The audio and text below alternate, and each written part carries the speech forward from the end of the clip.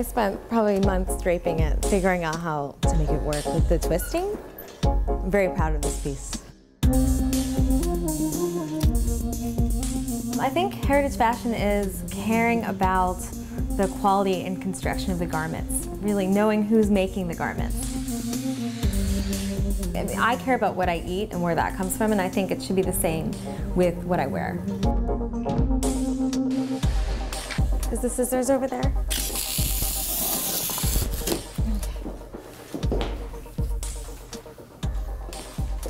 It's all placement print.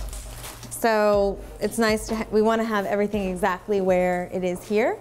So we don't even want to risk it with the factory cutting it wrong, because this fabric is very expensive and special. So not only do we use the cutter at the factory, but we also do a lot of cutting ourselves and sewing here. This is the parka.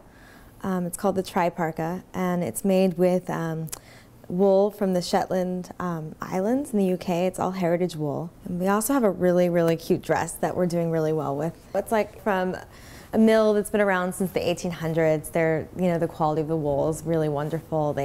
It's just done in a very traditional way still, and I really like supporting that. When I first started my line about 6 years ago, it was really about, you know, supporting the local economy here in New York City, and just, you know, it's creating local jobs basically for people who are sewing. And I feel like when my great-great-grandparents first came here, like, they had these kind of jobs as well, and I feel like it's really exciting to see how New York evolves and how there's always need for manufacturing here.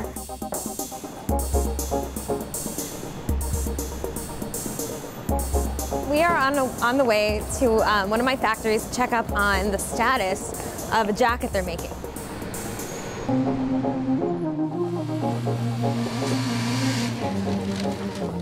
Hi, Kelsey. How's this coming along? So this is your reorder, and they finished cutting over the Oh, great. This one is our first sample of the parka. And then we actually produced it, but we ended up selling out, so I have none left.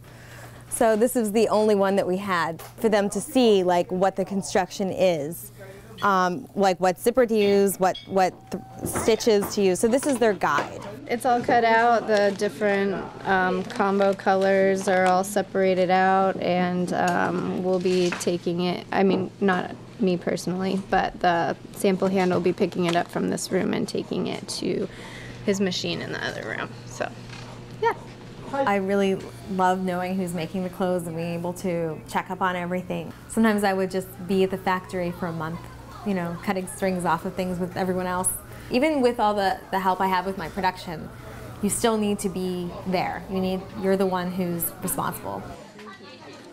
But I feel really lucky that there's so many resources that you can find people who want to create things for you, with you. It's a collaboration. Yes, that's always the best part. Yes. Okay. Thank you. Bye, Samantha. I'll see you later. Bye, you too.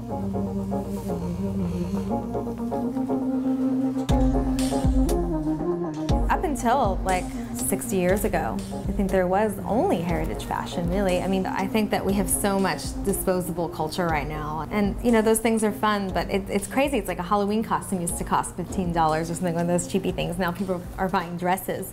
Like, who is suffering to make these prices to be $15 for a dress? Thank you. There's so many brands right now that are really in demand because they're making a great quality product, and it's getting harder and harder to find that quality. This is a company that's really passionate about their product, and that's why I really wanted to team up with them and make these shoes. And this is the first collection. Now we have 2 more coming out, so it's really exciting. Wolverine is a American heritage brand that's been around since 1883, and they saw what I was doing with my company, with being in the US and like the quality that we're interested in, the fabrics we use from heritage mills, and they really related to that. I've been wearing these shoes for about a year, so you can see how they wear out so nicely. Like, the leather's so supple, and they just last and last and last. So I would, yeah, cut that off right here. I think that this generation right now of young designers and chefs, and there's people making knives even like the old-fashioned way. And you can see the difference. You can see just the little imperfections of things as well. I find so fascinating and beautiful. So natural, you know.